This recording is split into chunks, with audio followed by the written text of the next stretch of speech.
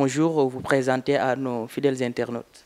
Voilà, bonjour monsieur, on m'appelle Arsène Pangon, je suis médecin infectiologue, puis produit de l'université Cheikh Anta Diop, où j'ai fait ma spécialité en infectiologie.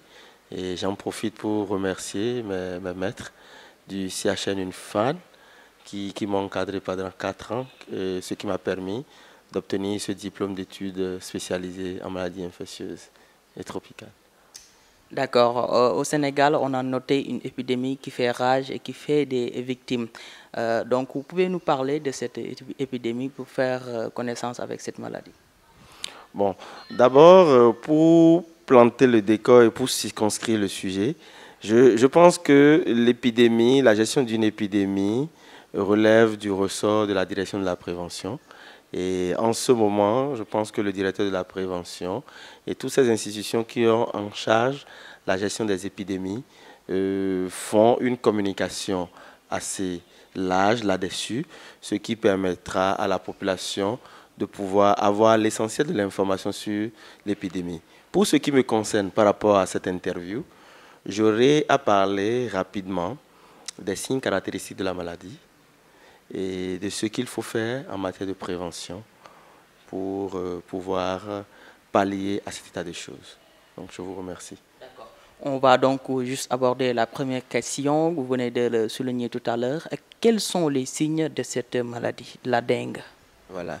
D'abord, il faut qu'on définisse la dengue, bon, parce que le thème est un peu attire l'attention. Ça peut porter dans certaines circonstances à croire que c'est une maladie qui rend presque dingue. Cela n'en a pas l'air, il n'en est rien de tout cela. Je peux déjà vous dire que la dengue est une maladie due à un virus qu'on appelle le virus de la dengue. Et ce virus est transmis par la piqûre d'un moustique qu'on appelle le moustique zébré, encore appelé, c'est un moustique du genre Aedes, et notamment dans le cas de la dengue, c'est Aedes aegypti. C'est un moustique qui pique beaucoup plus le jour, contrairement à l'anophèle qui pique beaucoup plus la nuit. C'est un moustique qui pique le jour, généralement entre 15h et 19h, et qui transmet ce virus qui est responsable de la dengue. Il faut dire aussi que dans le cas de la dengue, 70% des porteurs de ce virus n'expriment même pas de symptômes. C'est pour vous dire qu'il y a 7 patients sur 10 qui ne feront presque pas la maladie, mais qui seront des porteurs sans signe du virus. Voilà, donc pas de grande panique. Il existe des formes diversifiées de la maladie. Il y a des formes de la maladie sans signe d'alerte, des formes avec signe d'alerte et des formes graves. Voilà. Donc. Alors, on va parler, pourquoi pas, de ces alertes-là. Quelles sont les alertes qu'on peut retenir? Voilà.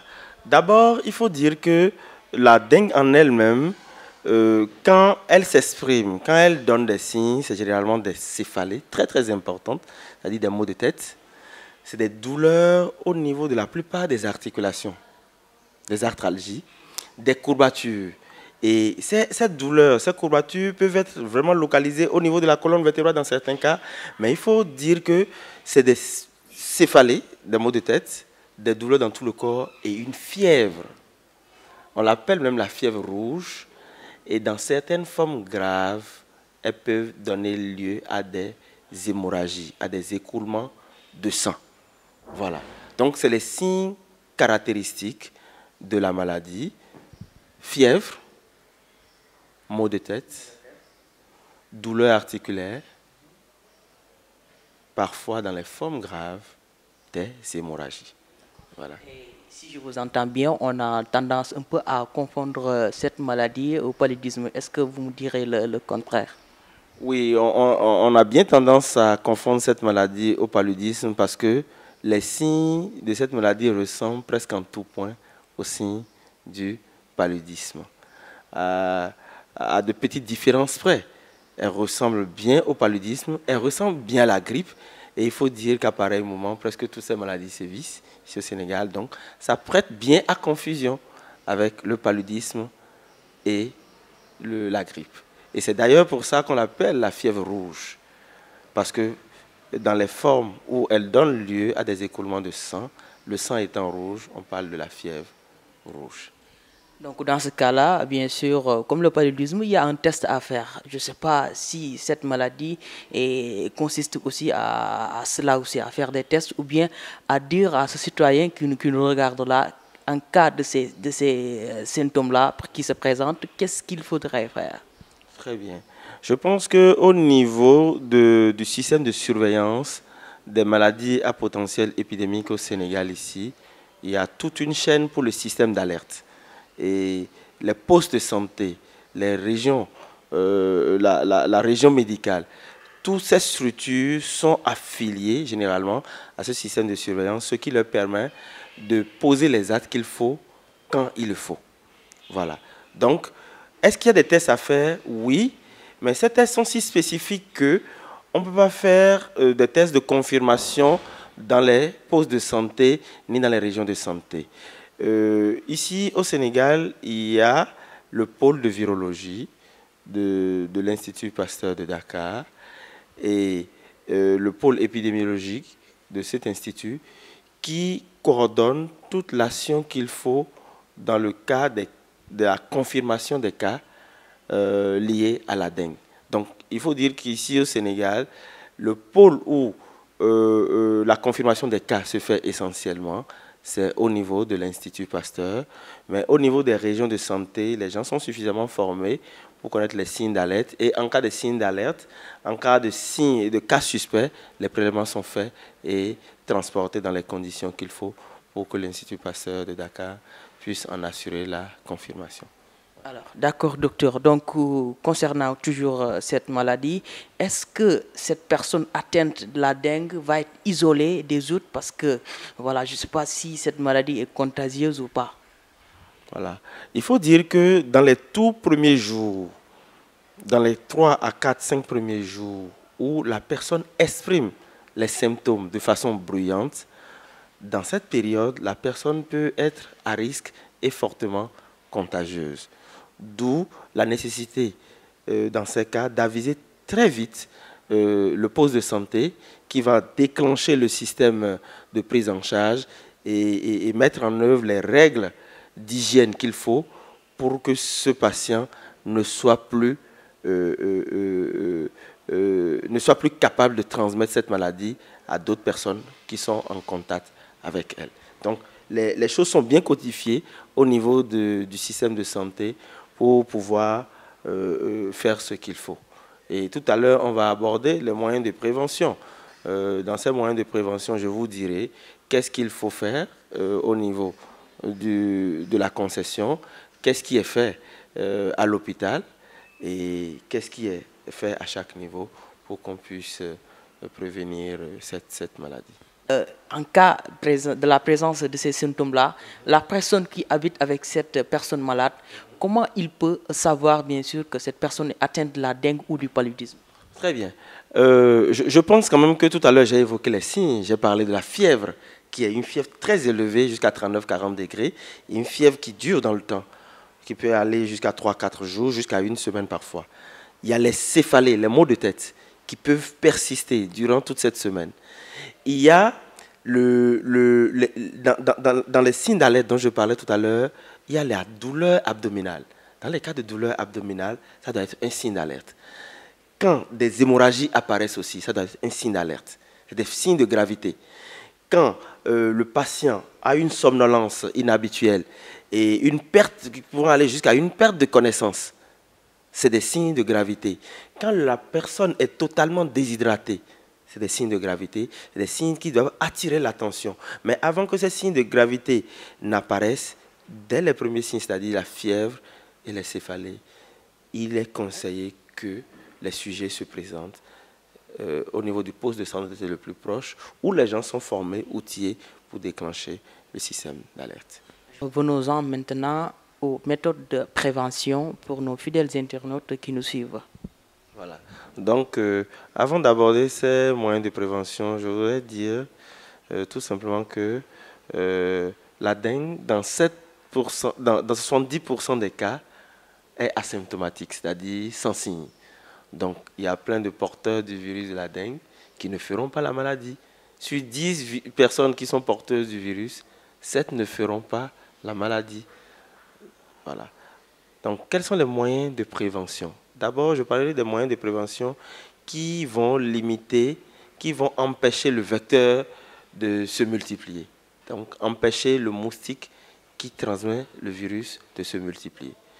Pour empêcher le moustique qui pique et qui transmet le virus de se multiplier, c'est qu'il faut d'abord éliminer tous les réceptacles d'eau qui se trouvent dans le voisinage et dans les environs de nos maisons et de nos concessions. Puisque c'est un moustique qui se multiplie dans de l'eau claire, dans de l'eau propre. Donc c'est généralement de l'eau stagnée, confinée dans les canettes de boissons, dans les petites bassines oubliées, dans les pneus vétustes oubliés aux abords et dans les recoins de la maison. C'est dans ces réceptacles que le moustique se multiplie. Donc, première des choses, c'est l'hygiène et l'assainissement de notre milieu de vie, en éliminant ces réceptacles d'eau propre. Deuxième chose, il faut empêcher le moustique de piquer aux heures où il semble le plus actif. Et on sait que c'est un moustique qui pique généralement le jour, généralement entre 15h et 19h. Donc, dans ce créneau de temps, qu'est-ce qu'il faut faire? Il faut généralement porter des habits à manches longues, se munir de pantalons ou de jupes très très longues, de chemises à manches longues pour éviter les piqûres pendant ce créneau horaire. S'il devrait nous arriver de nous endormir dans ce créneau horaire, il faudrait le faire sous moustiquaire. Donc ça, c'est la deuxième vague de mesures, c'est-à-dire pour empêcher le moustique de venir piquer. La troisième catégorie de mesures de prévention, c'est celle-là qu'on est en train de le faire, de sensibiliser les gens par rapport aux signes caractéristiques de cette maladie, afin qu'ils puissent l'identifier très tôt et pouvoir se présenter dans les postes de santé pour une meilleure prise en charge. Parce que plus tôt vous êtes pris en charge, moins vous contaminez les gens et plus vite on évite les signes de gravité qui peuvent survenir. Bon, vous allez certainement me demander si en termes de moyens de prévention, il existe un vaccin contre la dengue. Pour ce que je sais, c'est qu'il y a de grands laboratoires qui se sont intéressés à la production de vaccins. Mais pour le moment, les vaccins ne sont pas encore disponibles ici au Sénégal. Beaucoup de ces vaccins sont encore en cours d'essai. Donc, on va attendre qu'on fasse la preuve de l'efficacité de ces vaccins avant de les distribuer à large échelle. Voilà. Alors, vous avez parlé de la communication qui est un pilier très important concernant ces genres d'épidémies-là. Alors, selon vous, où est-ce qu'on devrait axer la communication dans les régions ou bien dans les localités plus reculées du Sénégal, les plus reculées du Sénégal plutôt? Bon, je pense quand même que toutes les régions du Sénégal ont droit à la sensibilisation. Donc, on ne doit pas privilégier une région aux dépens d'une autre. Cependant, s'il y a des régions qui sont à plus fort risque d'épidémie, on peut un peu plus accentuer la communication sans apeurer les gens, sans créer une peur bleue de la maladie, sans créer une psychose. Et c'est pour ça que tout à l'heure, je vous disais qu'en termes de communication autour d'une épidémie, tout est centralisé. La gestion de l'épidémie est centralisée au niveau de la direction de la prévention pour que le bon message et le message adéquat soient donnés quand il le faut, au moment où il le faut, sans créer une psychose généralisée. Vous venez ici de dire une chose très importante parce que ici au Sénégal, par exemple, nous, les journalistes, on a tendance à traiter des informations, bon, je ne peux pas dire à l'emporte-pièce, mais on ne saisit pas carrément la chose. Alors, dans ce genre de cas-là, que conseillez-vous à ce journaliste-là qui nous regarde et qui nous écoute? Ce que je voudrais conseiller aux hommes de presse, aux communicateurs et aux journalistes, c'est de pouvoir s'adresser aux institutions d'État compétentes en la matière et qui sont chargées de la gestion des épidémies. On a la direction de la prévention au niveau du ministère de la Santé qui s'en occupe. Donc, dans ces cas, il faut s'adresser à la direction de la prévention au niveau du ministère de la Santé, la direction de l'hygiène. Ce sont ces institutions. Il y a le centre de gestion des urgences sanitaires. Toutes ces institutions de l'État qui ont en charge la gestion des épidémies coordonnent l'action communicationnelle sur le terrain pour que le bon message soit adressé à la population au moment où il le faut, quand il le faut, sans créer une psychose généralisée.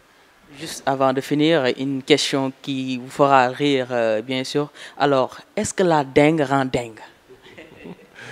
Bon, est-ce que la dengue rend dingue? Je peux vous dire que dans les formes graves, les céphalées sont si atroces, les douleurs sont si atroces et la fièvre est si élevée que ça peut vous donner un mal-être généralisé. Bon, je ne dirais pas que ça va vous rendre dingue, mais c'est une maladie qui, dans certaines formes graves, peut vous mettre au lit pendant près d'une semaine. Et notamment au cours de la première et de la deuxième journée, vous pouvez avoir une incapacité totale à vous relever. Tellement vous êtes fatigué, tellement les douleurs sont généralisées que vous ne pouvez pas vous relever. Voilà, donc je ne sais pas si c'est ça qui s'appelle être dingue. Bon, voilà. Dans tous les cas, elle ne vous rend pas dingue. Donc, juste une dernière question. Quel est le dernier mot que vous avez à prononcer à l'endroit de cette maladie et à ceux qui nous suivent et qui confondent la dengue au paludisme?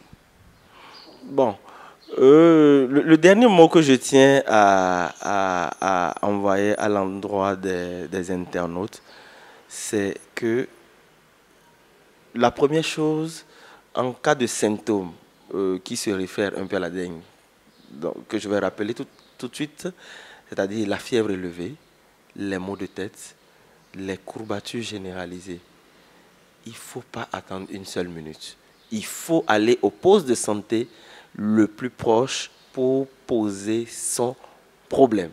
Ça, c'est la première chose que je tiens à dire. La deuxième chose que je tiens à dire aux personnes qui ressentent ces symptômes, ne faites pas d'automédication. Parce que dans le cas de la dengue, on est amené parfois à donner des médicaments contre la douleur. Mais il y a certains médicaments contre la douleur qui ne sont pas autorisés. Il ne faut pas donner l'aspirine, par exemple. Il ne faut pas donner l'ibuprofène. Ces deux types de médicaments dont je viens de parler peuvent aggraver le saignement. Je veux parler de l'aspirine et de l'ibuprofène. Donc, en cas de signe se référant à la dengue ou au palu, déplacez-vous vers le poste de santé le plus proche, posez votre problème. Les agents de santé sont même capables aujourd'hui de vous aider dans le meilleur et dans la plupart des cas. Merci. Je vous remercie aussi.